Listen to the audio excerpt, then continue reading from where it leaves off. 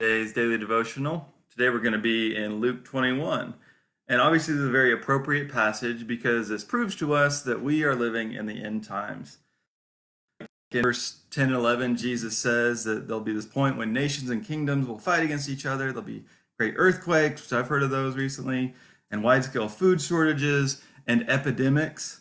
And there'll be terrifying sights and great signs in the sky, right? See, it's all right there. Obviously, we're in the end times, as if you couldn't already tell, and maybe we're hoping for it, that everything would end soon. How's this going? Okay, not really. If you go back earlier in this chapter, you see that Jesus is talking about the temple.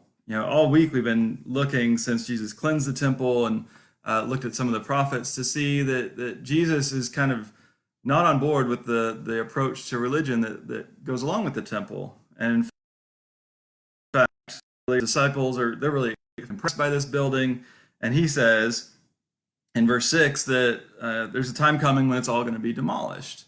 And if you didn't already know, the Jerusalem temple had been destroyed a long time ago. That actually happened in the year 70 AD, so about 40 years after this point.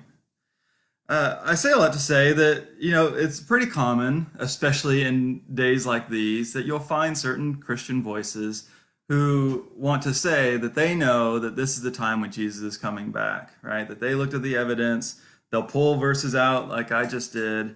But in fact, right along those verses, Jesus said, these sort of things, wars, rebellions, don't be worried about them. They happen all the time, right? Because when has there ever been a time in human history when there haven't been wars and rumors about them and earthquakes and just problems, right? This is the world we live in. And so that's why we do hope for a day when Jesus comes back and God makes all things right and make all things new. And so it is still helpful to read passages like this because of what Jesus says about being watchful, right? That's where he ends up at the beginning. And we could have a longer conversation if we wanted about whether some of this is actually talking about when he returns, or if it's all about when the temple was destroyed by the Roman Empire. Well, I won't bore you with all those details. That's what the comment section is for. But like I said, his point about being watchful still matters. But really, to be watchful just means to live the kind of life that Jesus wants us to.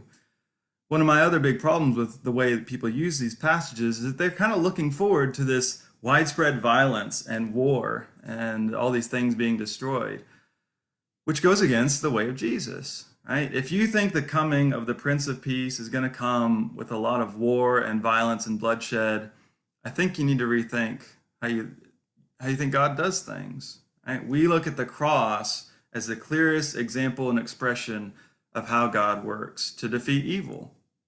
And God doesn't change. Jesus doesn't change. The way of Jesus then is the way of Jesus now. And so now, no matter how bad things get, we stay watchful by being consistent with the pattern of Christ. All right, go in peace. Lord, come quickly.